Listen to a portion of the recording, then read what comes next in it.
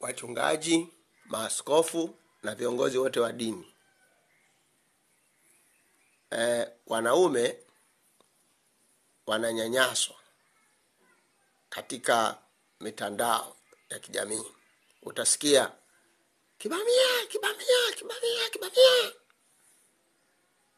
Lakini madhabahu ya Jehova, Mungu aliye hai, imenyamaza kimya, haisemi neno. Mlisemee hili kama vile mlivyolisemea lile ya kwamba asili ya binadamu alitokana na kiumbe jamii ya ape, na kutokana na mabadiliko akaendelea kubadilika mpaka akawa binadamu kamili.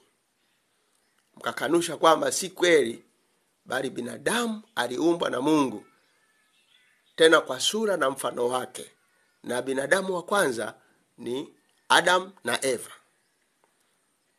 Basi na hili muweze kulisimamia. Ni kwamba kitu alichokiumba Mungu hakiwezi kukosolewa, bali kinapaswa kupokewa kwa shukurani. Unajua tatizo ni nini? Tatizo ni ufokulaya.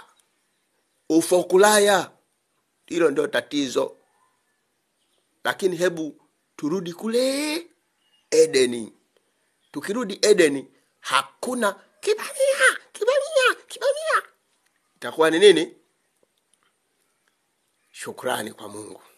Asante sana.